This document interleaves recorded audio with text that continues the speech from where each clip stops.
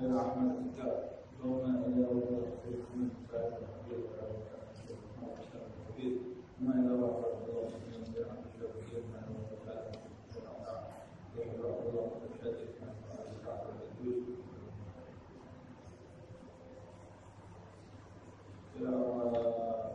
أجدادنا وسادتنا عنا حتى أعمالنا خالتنا والوالدين ووالديكم وأخواتنا وأتباعنا في الأعراض الذين عملوا على التسديد ويتستر به أن الله يتغشاهم بسوء فرجا ويتغشاهم برحمة مغفرة وسنة المسؤولية الله حسنات وعفوة إلينا وقومنا فيه علينا من بركاتهم وأسرارهم وأسرارهم وعلومهم ونفحاتهم في ديننا الآخر علينا وصلى على كلمة الرحمة بنا أحبتنا أولادنا أحبتنا الذي كان من أعقاب الكريم وجميع البلاء والوباء والمصيبة والخير والبدن الكبير وصغيرها أن لا يرضى عننا يجعل مضلة فاشا وعنه متقبلا على هذه اليوم من صالح على حضرة النبي محمد صلى الله عليه وسلم الفاتحة.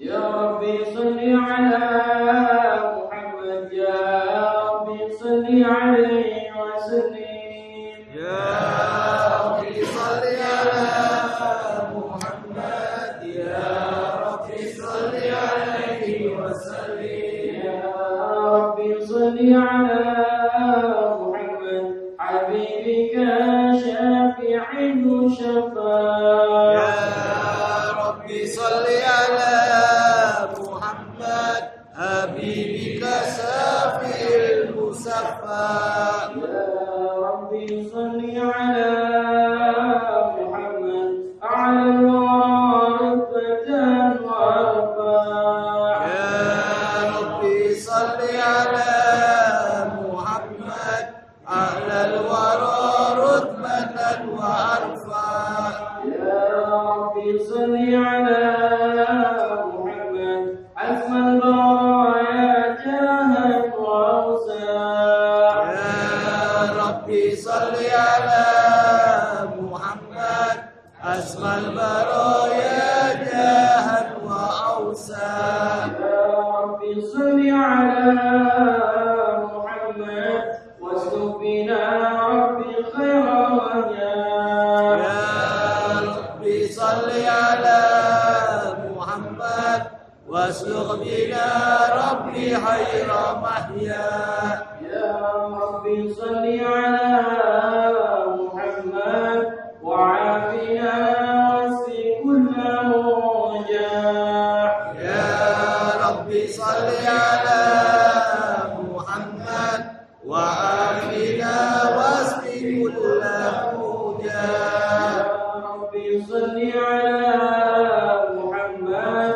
وعسح القلب واعف وانفاح يا ربي صل على محمد وأصلح القلب وعفو وانفاح يا ربي صل على محمد واغفر معادي واصرف وارتاح يا ربي صل على محمد واغفر موادي واصرف وارتاح يا ربي صل على محمد نحن بحسنك الممنع يا ربي صل على محمد نحل في حسنك الممنع يا ربي صل على محمد رب ارضى عنا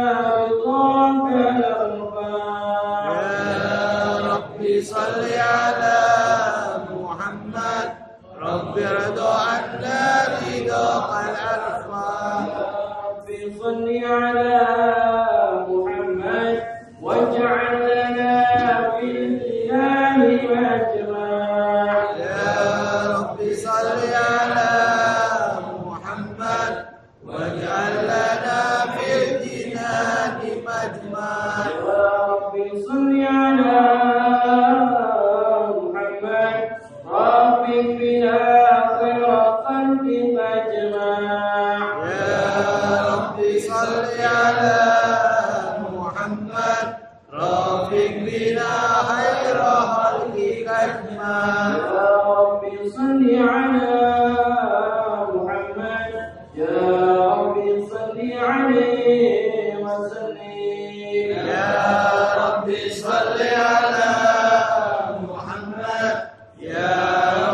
صل عليه وسلم. اللهم صل وسلم وبارك عليه وعلى آله. أعوذ بالله من الشيطان الرجيم. بسم الله الرحمن الرحيم.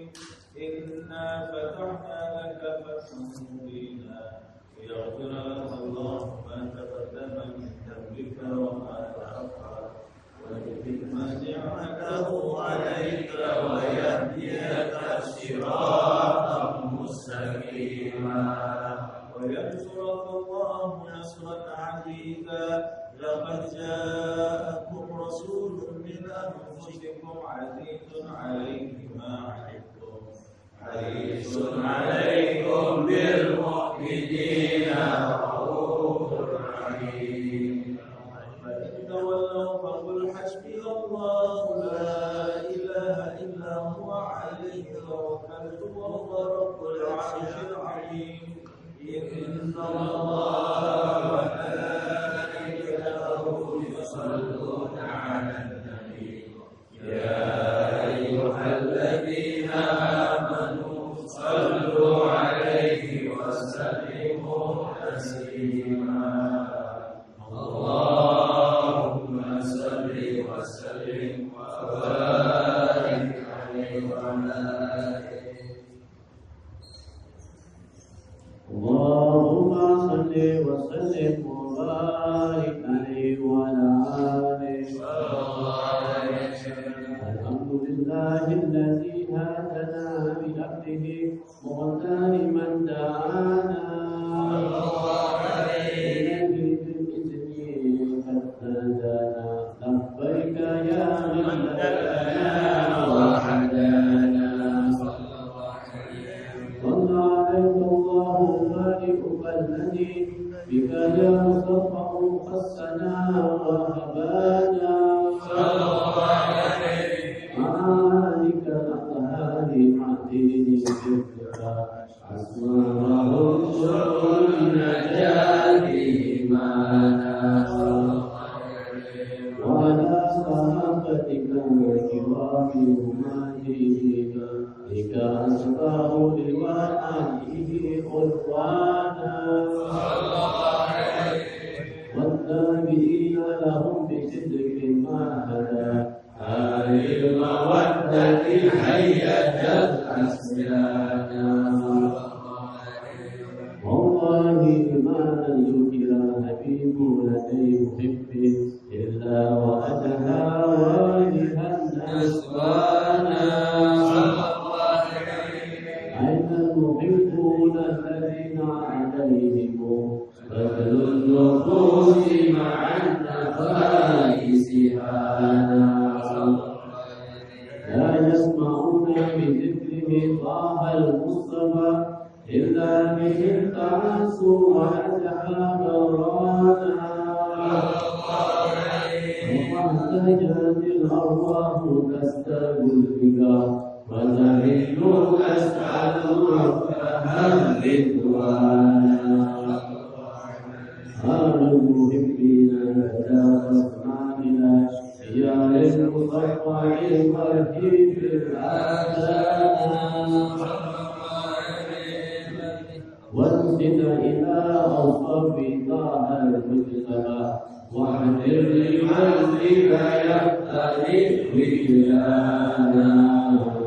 يا ربنا صل وسلم دائما على حبيبك من إليك دعانا. اللهم صل وسلم وبارك عليه.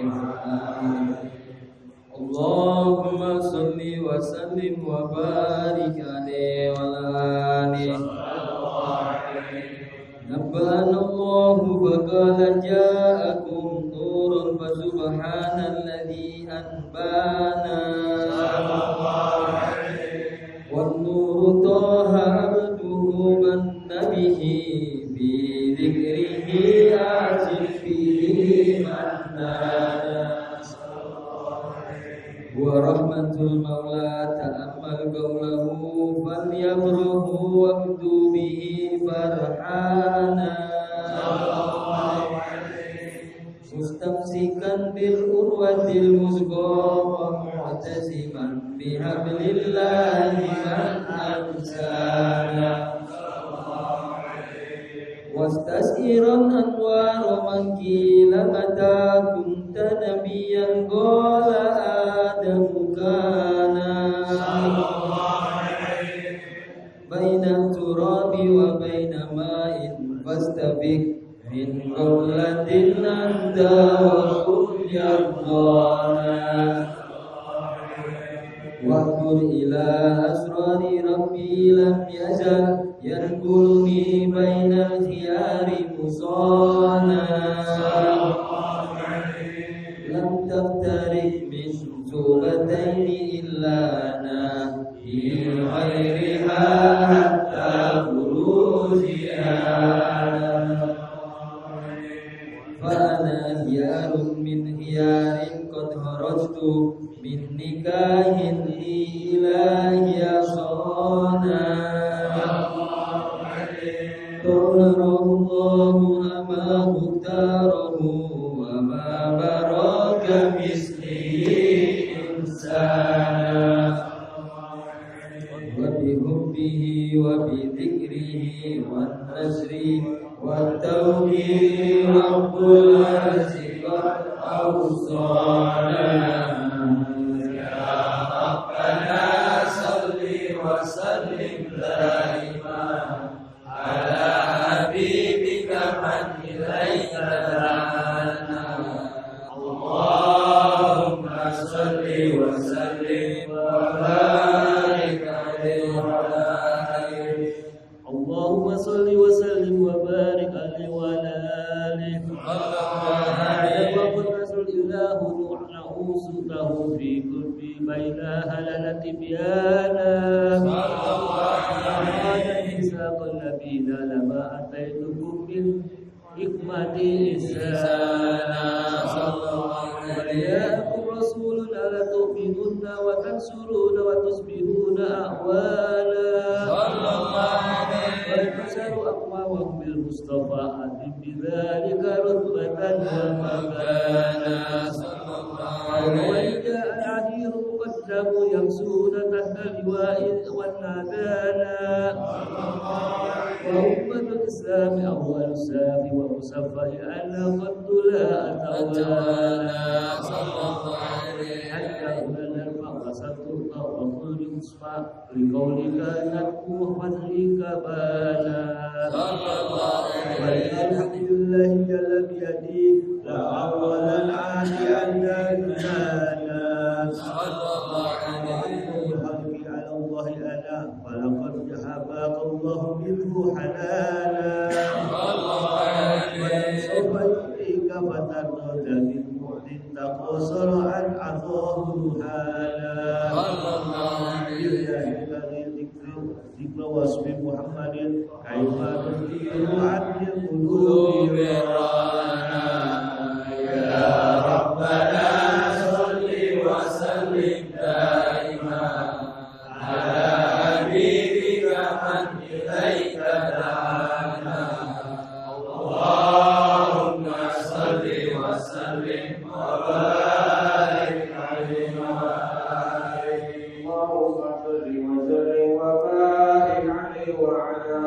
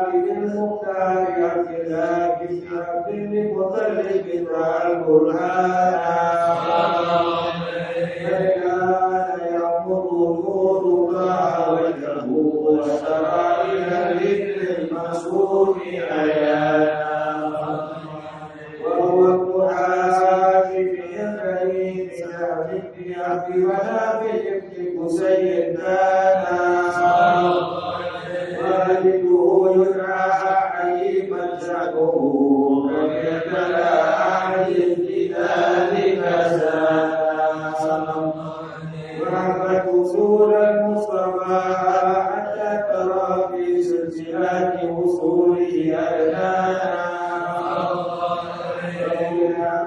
واعلم بركه الأسماء إذا كان بالأمر جوانا وإنما حملت به آمنة لم تشك شيئا يعبد نسوانا وبها تلذ من رب السماء أصلنا والحمى والأحزان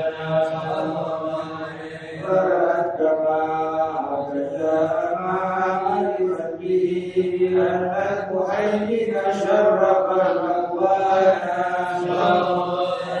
بكرمت في فتحها استسلمت ونهت مخاطب ربها الرضوان سبحان الله والحمد لله ولا إله إلا الله والله أكبر سبحان الله والحمد لله ولا إله إلا الله والله أكبر سبحان الله والحمد لله ولا إله إلا الله والله أكبر سبحان الله والحمد لله ولا إله إلا الله والله أكبر ولا حول ولا قوة إلا بالله العلي العظيم في كل لحظة عدد خلقه ورضا نفسه وزنة لحمه ومداد كلماته وتجلت الأنوار من كل جهات فوقوا بإله المشبه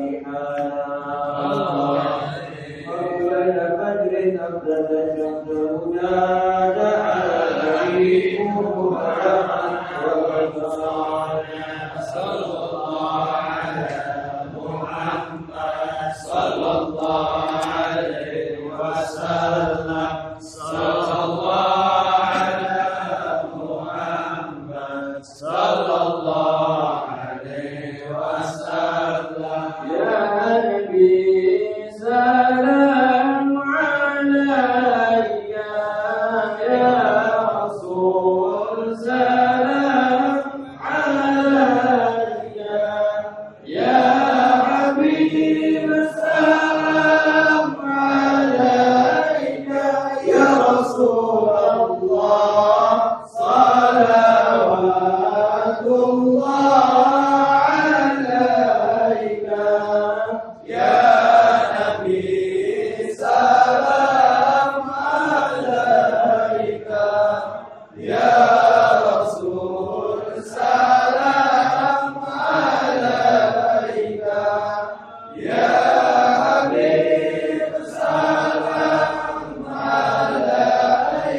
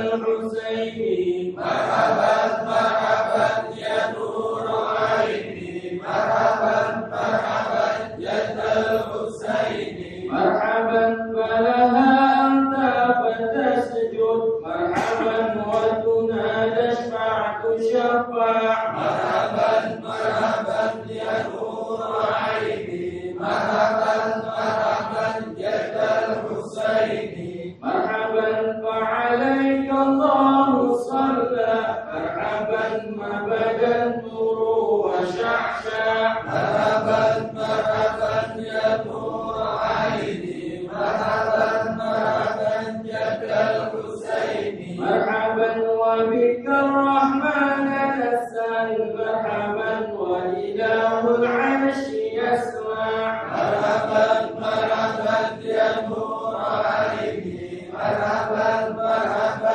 جد الحسين اغفر لي ذنوبي يا الله ببركة الهادي المشفع يا الله ربي اغفر لي ذنوبي يا الله ببركة الهادي المشفع يا الله يا عديما يا رب يا الله شملنا بالمصطفى جمع يا الله ربي اغفر لي ذنوبي يا الله ببركة الهادي المشفع يا الله وبه فانظر إلينا يا الله واعتنا بكل مطمع يا الله ربي اغفر لي ذنوبي يا الله ببركة الهادي المشفع يا الله وقنا كل البلايا يا الله وادفع الآفات وارفع يا الله ربي اغفر لي ذنوبي يا الله ببركة الهادي المشفع يا الله صلى الله على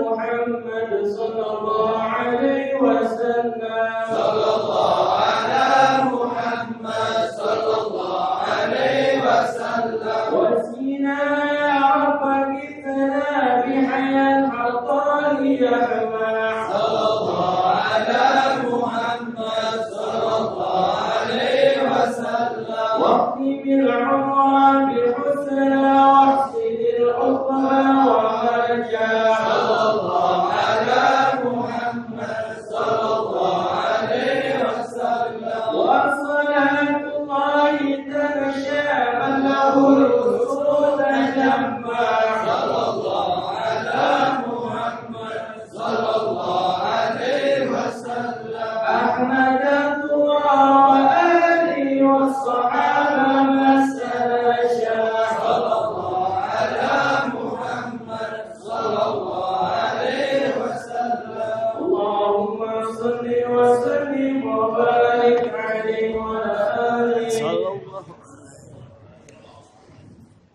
اللهم صل وسلم على سيدنا محمد وعلى آل سيدنا محمد ولقد أشرت لنعت من أوصافه تحيي القلوب تهيج الأشجان صلى الله عليه أثنى عليه فما يساوي القول منا أو يكون ثنانا صلى الله عليه حبا في السرائر قد دعا لمديح صفوة ربنا وحدانا صلى الله عليه امتزجنا بالمودة هاهنا نرفع أيدي فقرنا ورجانا صلى الله عليه الأحد العلي إلهنا متوسلين بمن إليه دعانا صلى الله عليه وحبيبه وصفيه زين الوجود به الإله حبانا صلى الله عليه يا ربنا يا ربنا بالمصطفى ربنا أجب دعوانا آمين أنت لنا يا ذكرنا في هذه الدنيا وفي أخرانا آمين أسلم لنا الأحوال واغفر ذنبنا ولا تؤاخذ ربي إن أخطأنا آمين واستغفرنا في نهج طه المصطفى ثبت على قدم الحبيب خطانا أرنا بفضل منك طلعة أحمد في باجة عين الرضا ترعانا وارفض به في كل حال حبلنا وحبال من ودى ومن والانا والمحسنين ومن أجاب نداءنا وذوي الحقوق وطالبا أوصانا والحاضرين وساعيا في جمعنا نحن بين يديك أنت ترانا ولقد رجوناك فعجل سؤلنا واسمع بفضلك يا سميع دعانا وانشر بنا سنة طه في بقاع الأرض واجمع كل من عادانا وانظر إلينا واسقنا كأس الهنا واشفي وعافي عاجلا مرضانا واقضي لنا الحاجات وأحسن ختمنا عند الممات وأصلح عقبانا يا رب واجمعنا وأحبابا لنا في ذلك الفردوس يا رجوانا يا رب واجمعنا وأحبابا لنا في ذلك الفردوس يا رجوانا يا رب واجمعنا وأحبابا لنا في ذلك الفردوس يا رجوانا مصطفى صل عليه وآله ما حركت ريح الصفا أبصارنا سبحان ربك رب العزة عما يصفون والسلام على المرسلين والحمد لله رب العالمين.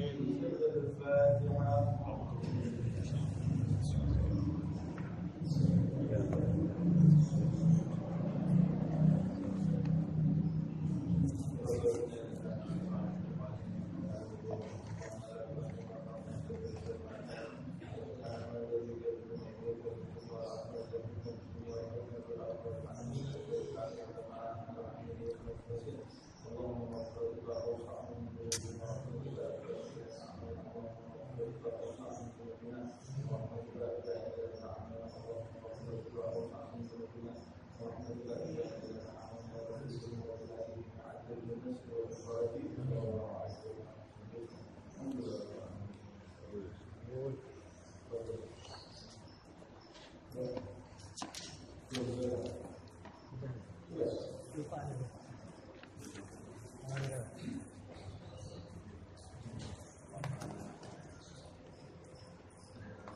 Bismillahirrahmanirrahim. Radhiyallahu ankum.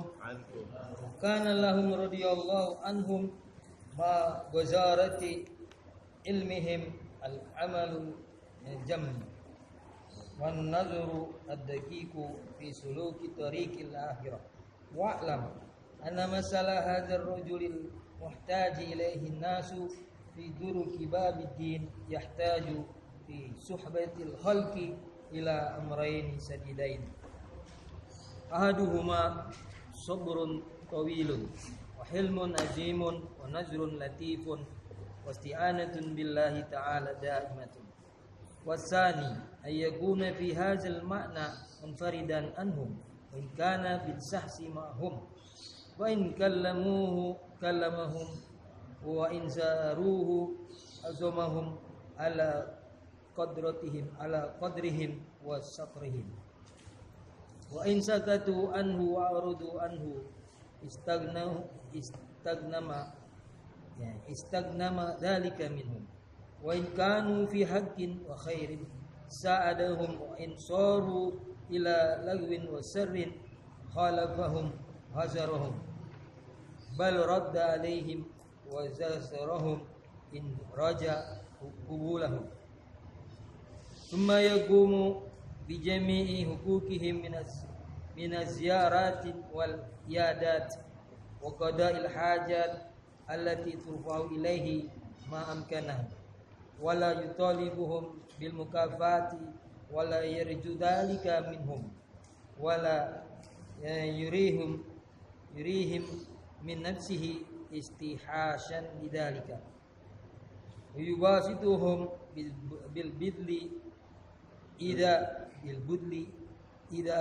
qadar wa yanqabat anhum fil ahdi in utiya wa yatahammalu minhum al-adha wa yuzhiru lahum bisa wa yatajammalu bi zahirihi lahum wa yaktumu hajatihi anhum wa yuqasiha bi nafsihi wa yu'alijuha fi sirrihi wa batinihi thumma yahtaju ma dhalika ila an yanzura bi nafsihi khassah wa yaj'ala laha hazzan min al-ibadati al-khalisah kama qala Umar bin Khattab radhiyallahu anhu in nimtu al-laila la adayyanna nafsi wa in nimtu an-nahar la udayyanna ar-ra'iyah fa kayfa li bin nawmi baina hatayn wa fi hadha al-ma'na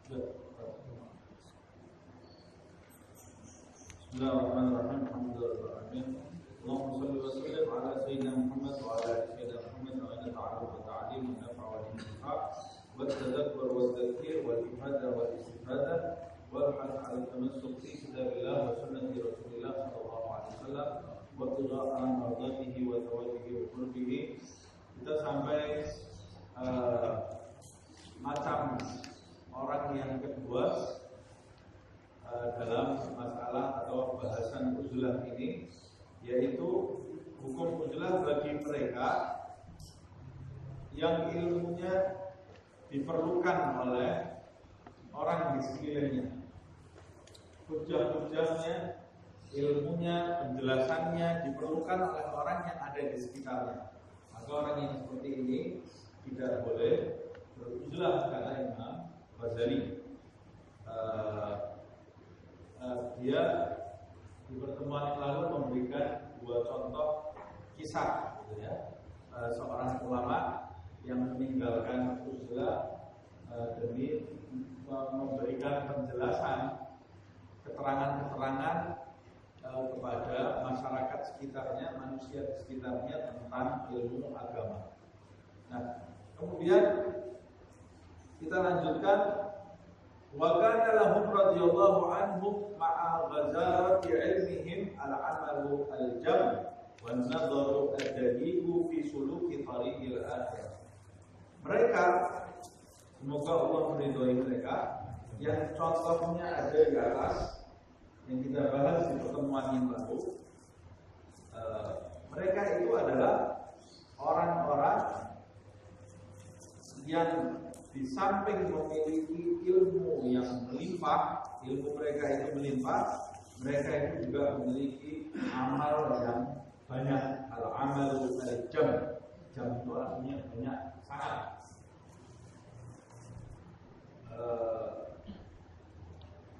Di samping amalnya dan di samping ilmunya yang melimpah, mereka beramal sangat banyak sekali. Wan nadharu ad-daqiq fi suluki tariqil akhirah, dan mereka memiliki pandangan yang teliti dalam perjalanan mereka menuju ke negeri akhirat. Jadi mereka ini kumpul dengan orang karena merasa memiliki kewajiban menyampaikan ilmu yang mereka miliki dan ilmu mereka diperlukan. Tetapi di samping mereka itu kumpul dengan manusia, mereka itu beramal.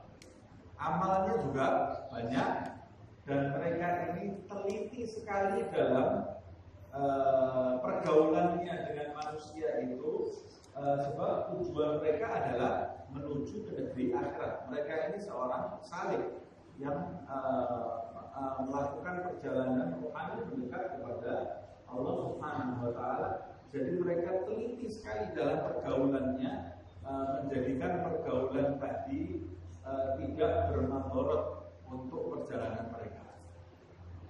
Nah, jadi jangan kemudian disimpulkan, oh saya ini orang yang punya ilmu kemudian saya harus menyampaikan ilmu saya, lalu saya harus meninggalkan uzlah tapi tidak menjaga batasan-batasan ini.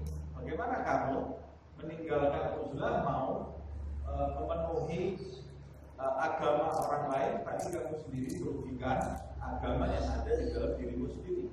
Maka Imam Ghazali mengatakan, wa'alam, ketahuilah, anna mitla hadzal rajulil muhtaj ilaihi an-nasu fi turuqi babid din yahtaj fi suhbatil khalqi ila amrayn syadidain.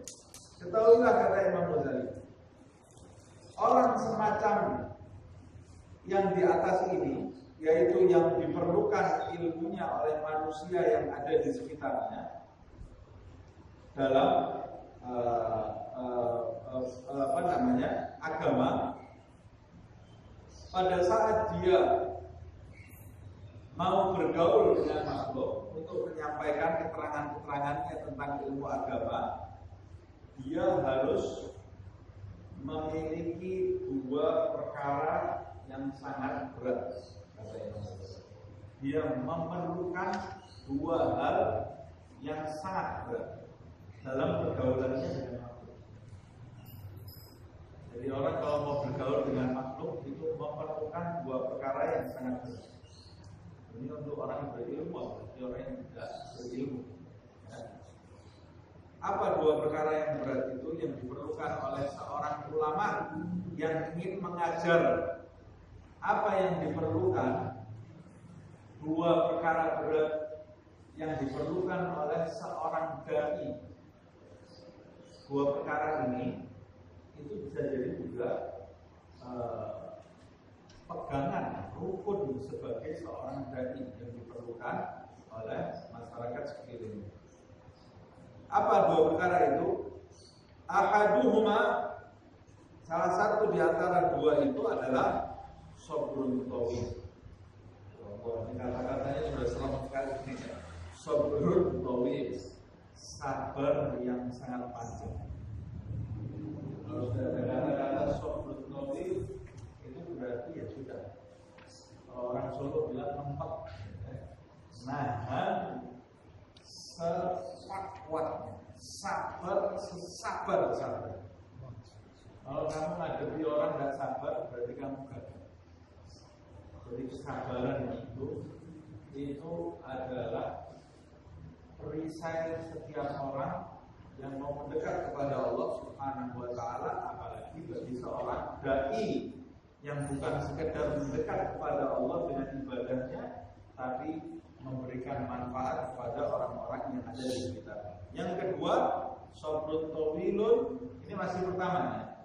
Yang pertama ini sabrun tawilun, hilmun azimun. Hilmun itu santun, memiliki sifat santun yang sangat besar. Apa santun itu? Santun itu di atasnya sabar. Di atasnya sabar. Kalau sabar itu bisa bermakna menahan diri, bertahan, itu sabar. Walaupun dia menginginkan, tapi dia sabar. Mau marah, tapi dia menahan diri. Itu namanya orang sabar. Tapi kalau hilmun, halim, santun, itu tidak bisa marah. Dibuat marah tidak bisa marah. Ini susah. Pantas marah. Jadi hilmun itu orang yang halim itu siapa sih? Orang yang halim itu orang yang santun. Santun itu seperti apa? Orang yang santun itu orang yang pantas marah, tapi dia memilih tidak marah. Artinya kalau dia marah itu sah, marahnya sah. Kalau dia marah, dia tidak tergolong orang yang tidak sabar. Tapi marah karena marahnya itu sah di tempatnya, tapi dia memilih untuk tidak marah. Ini namanya orang santun. Nah, makanya Allah Subhanahu wa Ta'ala di antara nama-namanya Al-Halim, Zat yang Maha Santun. Allah itu pantas marah kepada hambanya. Pantas tak? Pantas tidak Allah itu marah kepada kita? Pantas banget. Tapi Allah Subhanahu wa Ta'ala memilih tidak marah kepada kita, menunda-nunda supaya memberikan kesempatan kepada kita untuk memperbaiki diri. Ini namanya Halim. Allah Subhanahu wa Ta'ala adalah zat yang maha santun. Rasulullah SAW di antara sifat-sifatnya yang paling kental, ciri-cirinya yang paling kuat dijelaskan di dalam Taurat dan Injil. Nabi yang terakhir itu memiliki sifat Halim, santun.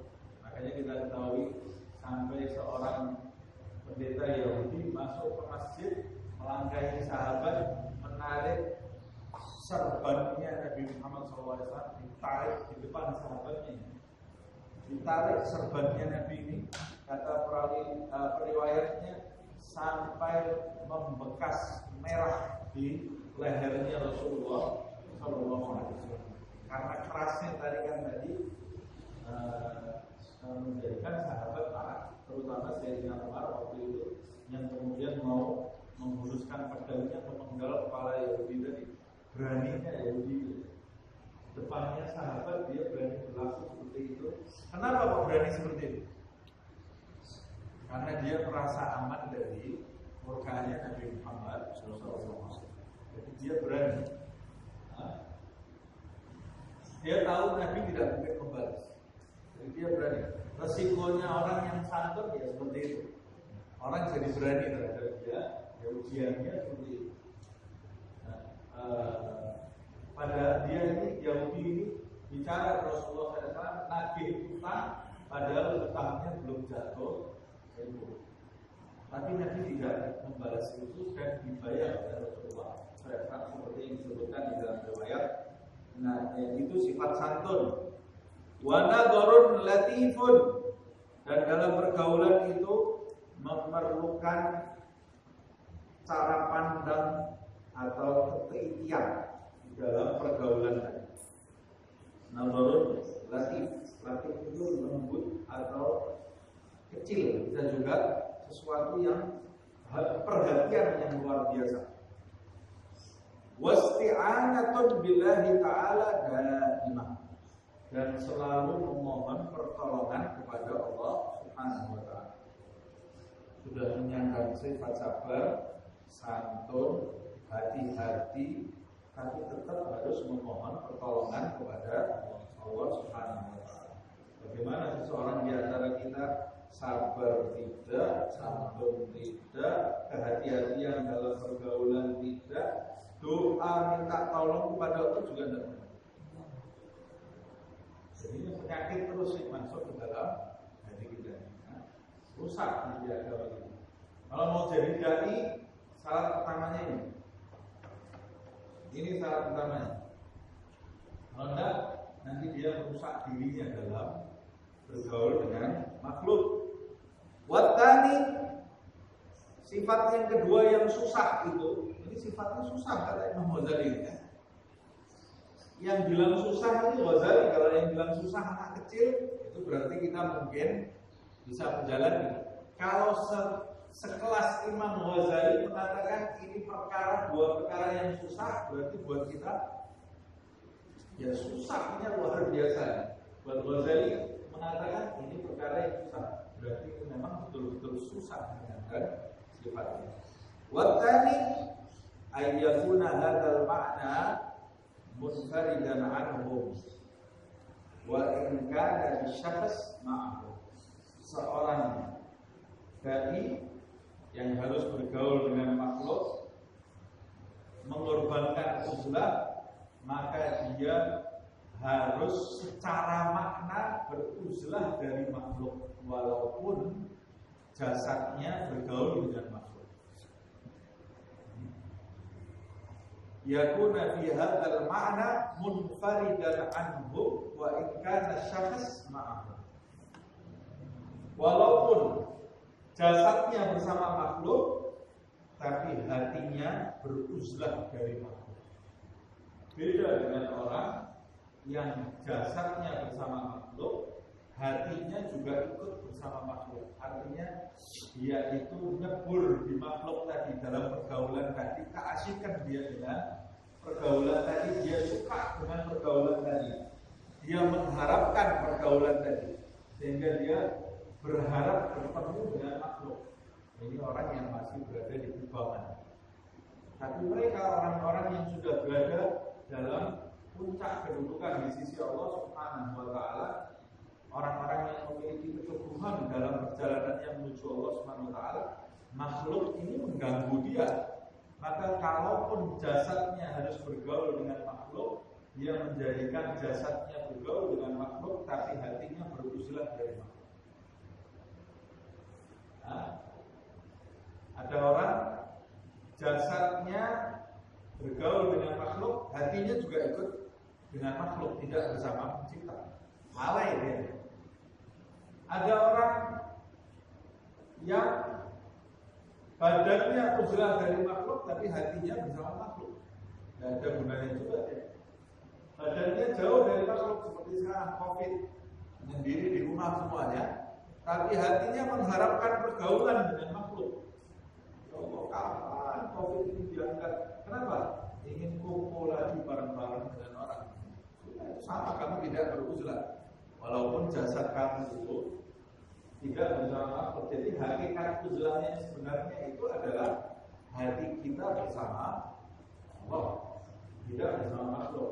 Tapi untuk orang seperti kita sulit. Hatinya bersama Allah, jasadnya bersama makhluk. Latihannya sekalian jasadnya juga dijauhkan dari makhluk. Nah, kalau kita ini termasuk orang yang harus bergaul dengan makhluk karena ilmu kita diperlukan, jadilah beruzlah secara makna, yaitu hatinya bersama makhluk, walaupun hatinya bersama Khalik, walaupun hatinya bersama makhluk. Bagaimana bentuknya orang seperti ini? Fa in kallamuhu kallamahu. Kalau makhluk yang ada di sekitarnya itu mengajak dia berbicara, dia menjawab pembicaraan. Kalau diajak ngobrol, dia ngobrol. Kalau enggak, ya enggak. Diam. Dia tidak pernah memulai ngobrol. Ini beda dengan yang dimaksud ngobrol ini perbuatan yang tidak ada kaitannya dengan taklim atau dengan zikir atau dengan dakwah. Kalau kita kumpul dengan makhluk, tidak semuanya itu bicara tentang ilmu. Pasti kita diajak ngobrol hal-hal yang macam-macam tadi. Mungkin diajak ngobrol tentang dunia, tentang berita yang ada di luar sana. Kalau mereka ngajak ngobrol, kita jawab seperti itu. Kalau mereka tidak mengajak kita bicara tentang hal-hal itu, ya kita diam aja. Diamnya bagaimana? Namun kita diamnya ini bersama Allah Subhanahu wa Ta'ala. Wa inzaruhu, kalau makhluk yang ada di sekitarnya itu, manusia yang ada di sekitarnya itu mengunjungi dia, karena dia sebagai dai, kalau dikunjungi sebagian orang yang beruzlah dan ilmunya tidak diperlukan, kalau dikunjungi makhluk dia sembunyi, tidak menerima orang. Karena ilmunya tidak diperlukan oleh manusia. Tapi kalau dia ilmunya diperlukan oleh manusia, macam yang kedua ini. Kalau dikunjungi, dia tidak mengunjungi, tapi kalau dikunjungi, Allahumma ala gadrihim wa syakarahum. Kalau dikunjungi, dia memuliakan yang mengunjungi tadi sesuai dengan kadar mereka. Kalau dia tokoh, dia ditokohkan. Kalau dia orang yang biasa-biasa, dia pokoknya dihormati sesuai dengan kadarnya dan disyukuri. Kedatangannya ini disambut, dijamu, kemudian berterima kasih atas kedatangan. Berterima kasih atas kedatangan. Wa in sakatu anhu wa a'radu anhu, apabila makhluk itu mendiamkan dia dan berpaling darinya, oh malah beneran. Karena yang dicari adalah Allah Subhanahu wa taala. Nah, beda kalau orang berdakwah tidak ikhlas. Kalau orang berdakwah tidak mengharapkan ridha Allah Subhanahu wa taala, kalau makhluk itu mendatangi dia, bahagianya luar biasa ya. Bahagia karena kedatangan makhluk tadi. Kalau makhluk berpaling dari dia, pergi dari dia, sedih dia, stres. Saya dakwah tidak ada yang mendengarkan, dakwah saya stres karena yang dia tuju adalah makhluk. Tapi kalau orang menuju kepada Allah Subhanahu wa taala, makhluk mendatangi dia, itu dia menyambutnya, tapi dengan terpaksa. Ya sudah, ini datang, saya harus berbuat baik kepada orang. Tapi kalau makhluk meninggalkan dia, tidak mau mendengarkan dakwahnya, berpaling dari dia, dalam kaitannya makhluk menjauh dari dia, dia berterima kasih sekali. Alhamdulillah saya bisa ibadah kepada Allah Subhanahu wa taala. Dan ada yang ngajak ngomong saya, ya sudah saya ibadah kepada Allah. Nah, dalam kaitannya fisik makhluk itu meninggalkan dia, tapi dalam kaitannya makhluk itu berpaling darinya, berada di dalam kegelapan, dia sedih terhadap itu. Karena dia mengharapkan petunjuk untuk seluruh umat manusia yang ada di kita. Nah, sama seperti itu. Abu Umar bin Abdurrahman Al-Atas ketika diperintah oleh gurunya Abu Umar ini Habib Husain bin Syekh Abu Bakar bin Salim. Waktu diperintah dia untuk berdakwah, berangkat kamu berdakwah. Pergi dia langsung gak balik pulang ke rumahnya. Jadi dipanggil gurunya karena taat sama gurunya. Sama gurunya bilang kamu pergi ke Hurairah, dakwah di sana. Dari tempat gurunya langsung jalan kaki ke Hurairah. Gak punya bekal, tidak punya bekal. Sampai Hurairah mau kemana? Tidak ada tempat, tidak ada uang terikat-terikat sampai ada janda, uangnya banyak. Dilamar dia sama janda ini kan. Karena menurut sama guru, karena dia ini taat sama gurunya, ikhlas mengharapkan itu Allah SWT, Allah membukakan jalan. Dilamar kata janda ini, saya punya uang, tapi saya takut uang saya ini mau buat apa ini? Saya ini takut tidak membelanjakannya dengan benar. Mau tidak kalau kamu kawin sama saya, supaya uang saya ini bisa dibelanjakan di jalan yang benar. Bahagianya seperti apa ya? Janda ini dapat hukuman dari Rahman Al-Atas, sama seperti Khadijatul Kubra. Sayyidah Khadijah istri Rasulullah SAW, janda kaya raya. Dia pintar karena dia tahu Rasulullah SAW ini manusia yang mulia, yang lamar itu Sayyidah Khadijah. Yang lamar Nabi Muhammad SAW supaya hartanya bisa digunakan oleh Rasulullah SAW, itu yang menjadikan dia dapat salam langsung dari Allah Subhanahu wa taala. Dan Jibril ke Rasulullah SAW, ya Rasulullah, Allah titip salam buat Khadijah. Allah titip salam. Penciptanya jagat raya titip salam buat Khadijah, kita main-main. Bukan tinggi di sisi Allah SWT. Habib Umar bin Abdurrahman Al-Atas itu. Hari pertama dia sampai di Hurairah, masuk ke masjid, orang semua berjubel-jubel datang di majelis yang berdesak-desakan. Bahagia enggak? Bahagia enggak? Punya majelis, baru buka majelis ini orang datang semua dari mana? Harusnya bahagia. Habib Umar ini nangis. Didatangi orang banyak, dia nangis. Dulu Rasulullah SAW pertama dakwah tidak seperti ini. Nabi ini pertama dakwah, tidak orang datang berbondong-bondong. Kata dia, kok ini orang mendatangi saya berbondong-bondong ini ujian baik. Saya ini bukan diuji oleh Allah. Ini berarti ada niat saya mungkin yang salah, atau cara saya dalam berdakwah yang salah. Itu orang mendatangi dia, bahkan dia itu menafsirkannya ini ada yang tidak beres. Akhirnya dia angkat tangan, ya Allah, perbaiki situasi saya, ya Allah, perbaiki niat saya. Dulu nabimu tidak seperti ini, masa saya Umar bin Abdurrahman Al-Atas datang disambut orang Nabi Muhammad SAW, tidak langsung disambut oleh orang. Besoknya yang datang majelis ini 3 orang. Tadinya sampai luar-luar bubar. Besoknya yang datang itu berapa dividen saja baru dia bahagia. Betul sekarang. Ini sekarang ini dakwah betul.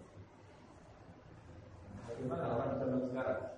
Kalau majelisnya nggak penuh, nggak mau ngisi dia. Saat ini ada majelis ya gimana? Yang datang berapa ribu orang? Yang datang 10 orang. Cari ustaz lain saja. Saya kelasnya sejuta umat. Dari kelasnya sejuta umat. Mudah-mudahan Allah meluruskan niat kita, memperbaiki hati kita, memperbaiki hati ulama-ulama dan ustaz kita. Amin. Lihat ini. Wa in sakatu anhu wa a'radu anhu istadana dzalika minhu. Kalau dia mendiamkan dia, orang berpaling dari dia memanfaatkan situasi itu untuk beribadah kepada Allah Subhanahu wa taala. Wa in kanu fi haqqin wa khairin sa'adahu.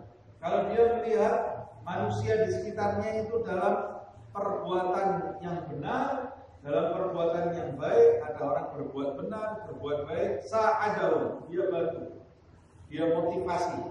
Ada orang berbuat baik, ada orang punya majelis, buka majelis, walaupun bukan majelisnya, bantu. Jangan saingan, itu namanya sudah tidak lurus niatnya. Saya punya majelis, sana buka majelis, digembosi majelisnya. Kamu ini cari ridho Allah atau cari masa? Nah, kalau orang niat ikhlas mengharapkan ridho Allah Subhanahu wa taala, buka majelis dia, sana ada majelis, jadi ada orang yang bantu dakwah saya, berbuat baik, motivasi, promosikan juga majelisnya. Datangi itu majelis itu juga, dan majelisnya itu juga majelis tidak saling bersaing, tapi saling mendukung, ta'awanu 'alal birri wat taqwa. Kalau ustadznya, ulamanya, orang Islamnya saling bersaing, tidak ikhlas mengharapkan ridho Allah, setannya saling mendukung. Kapan kebaikan itu bisa menang?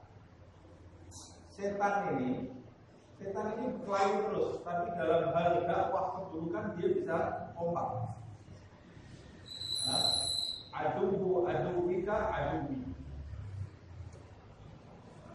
musuhnya musuh, bukan musuhnya musuh. Aduwika sahib, musuhnya musuhmu itu teman. Ada A, B, musuhan ya. A sama B musuhan, tapi A dan B ini sama-sama punya musuh C. A sama B ini bisa teman karena untuk menjatuhkan C.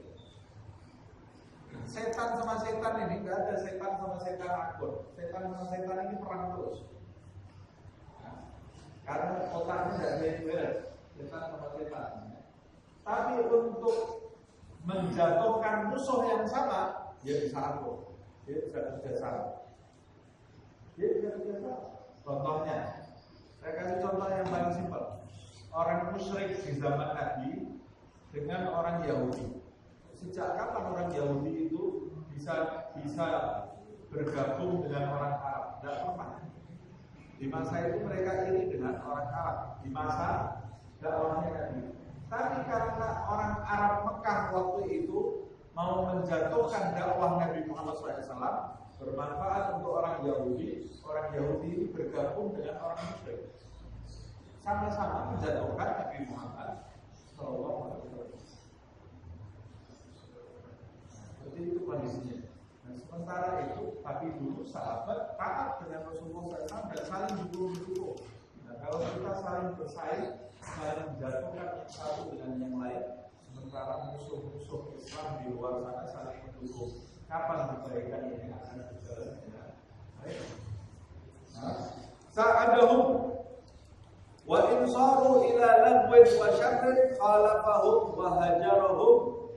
Kalau mereka berbuat sesuatu yang lagu, yang sia-sia, atau syarr, berbuat keburukan, mengingkari perbuatan sia-sia dan keburukan mereka, bukan terjun bareng.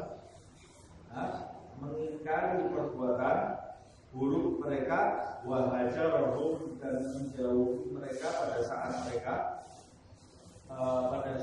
mereka itu berbuat lalu atau berbuat yang tidak baik.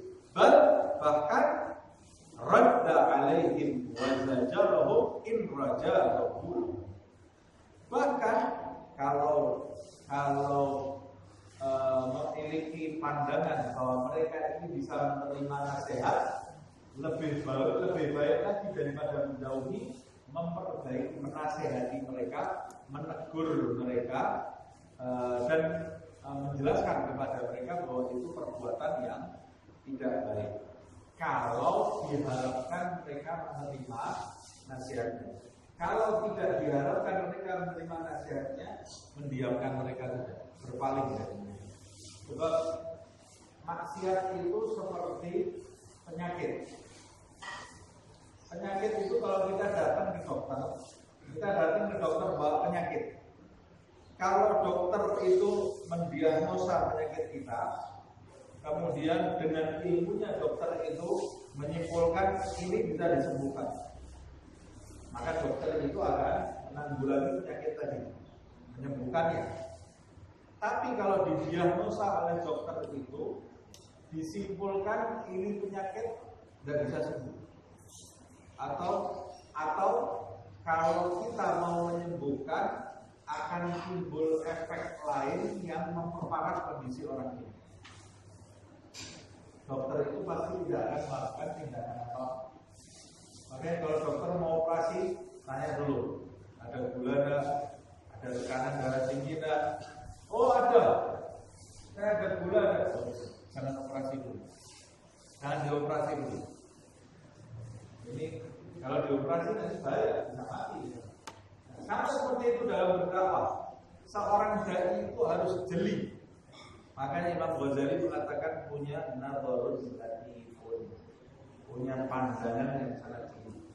Tidak semua keburukan orang itu serta-merta kita tegur. Kalau kita tahu ini kalau saya tegur akan menjadi baik buat orang itu, maka saya akan tegur orang tadi. Tapi kalau saya tahu ini kalau saya tegur, keburukan orang ini semakin bertambah, tidak jadi lebih baik. Tadinya mungkarnya satu, kalau saya tegur jadi 4. Diamnya saya pada saat itu amar ma'ruf nahi munkar. Diam saya pada saat itu amar ma'ruf nahi munkar. Kata guru saya, sebagian besar amar ma'ruf nahi munkar itu dilakukan dengan diam. Itu diam. Berarti mencegah keburukan, kan? Namanya amar ma'ruf nahi munkar itu kan mencegah keburukan. Kalau saya dengan diam saya mencegah tambahnya keburukan, berarti saya pada saat itu beramar ma'ruf nahi munkar. Tapi kalau saya tahu saya berbicara menjadikan kondisi orang itu lebih parah, lalu saya tetap berbicara, saya pada saat itu berbuat munkar, menambah kemungkaran dengan nasihat saya, bukan berbuat nahi munkar, justru saya menambah kemungkaran. Saya sering bawa contoh ini, tapi tidak ada saya salahnya, saya ulang. Saya dulu pernah di Arab sana,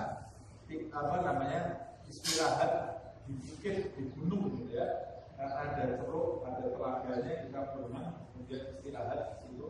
Kita tahu kalau di Arab sana di pegunungan itu ada suku Baduinya yang jarang kumpul orang, tidak tahu agama, lewat ini.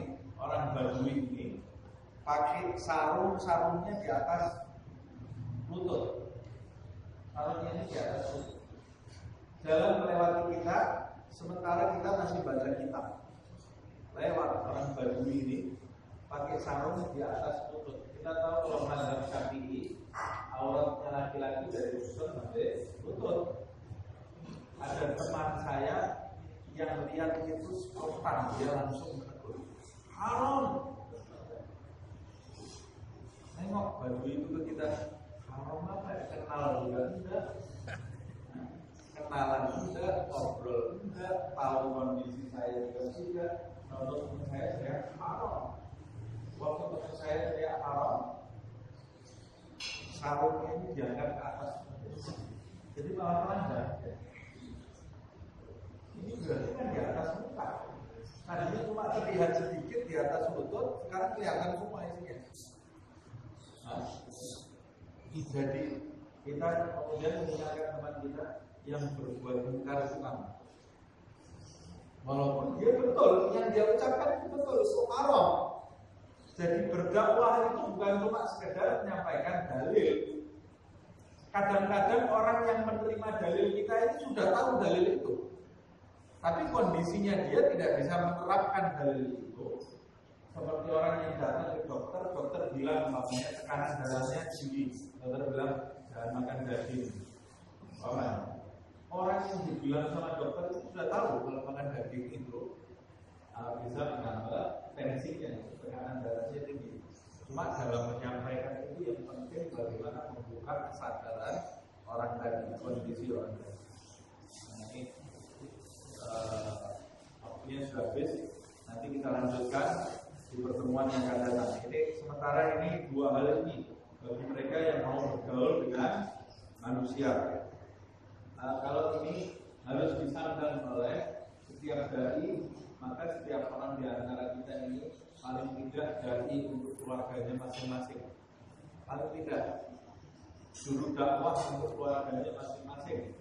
Karena Nabi Muhammad memerintahkan setiap umatnya untuk menyampaikan beliau ani walau ayat. Kalau kita mau menyampaikan sesuatu, ambil dua syarat besar ini dari Imam Ghazali, bagaimana kita berusaha menempatkannya di dalam kehidupan kita sehari-hari. Semoga Allah Subhanahu wa taala melindungi kita, menyelamatkan kita, dan selalu memberikan petunjuk kepada diri kita ke jalan yang benar, juga taufiknya sampai kita menjumpai Allah dalam keadaan selamat, dalam keadaan diridhoi Allah lahir dan batin, dunia dan akhirat. Amin ya rabbal alamin. Bismillahirrahmanirrahim.